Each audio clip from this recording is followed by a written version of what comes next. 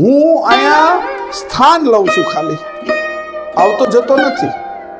સૂર્ય આવતો જતો નથી. અહીંયા એના કિરણ આવે જાય છે. કિરણ આવે ને હવારમાં ત્યાં કમળ ખીલી ઉઠે. કિરણ આવે ને ત્યાં છે એ સૂર્યમુખી ખીલી ઉઠે. કિરણ આવે ને ત્યાં કીડી કામમાં લાગી જાય. પક્ષીઓ માળા છોડીને વયા જાય કમાવા માટે, ચણવા માટે. મનુષ્ય ઘર છોડીને કમાવા માટે વયા જાય. ખાલી કિરણ આવે ત્યાં આટલું થાય. સૂર્ય અહીંયા નથી આવતો. એમ કહેવા કરતાના કિરણી આપણે છીએ બધા અંશો.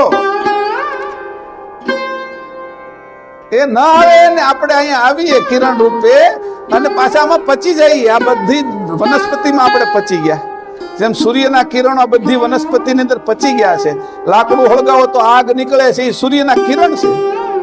કોલસો હળગાવો અને આગ નીકળે છે, એ સૂર્યના કિરણ છે. કેરોસીન ને પેટ્રોલ હળગાવો અને આગ નીકળે એના કિરણ છે. તેલ અને ઘીનો દીવો કરો એની અંદરથી એ બધું સંગ્રહાયેલું પચી ગયેલું છે. ઘીમાં સૂર્યનું કિરણ પચી ગયું, તેલમાં સૂર્યનું કિરણ પચી ગયું, લાકડામાં સૂર્યનું કિરણ પચી ગયું, કોલસામાં કિરણ પચી ગયું, પેટ્રોલમાં પચી ગયું, ડીઝલમાં પચી ગયું. આ સૂર્યના કિરણો અહીંયા સંગ્રહાણા બધા પચી ગયા છે. પોતાના સ્થાને પાછા નથી જઈ શકતા.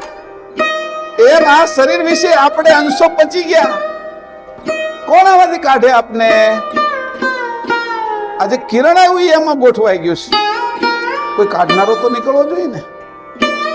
તો કે કોણ મારા અંશોને તારવશે, કોણ કાઢશે?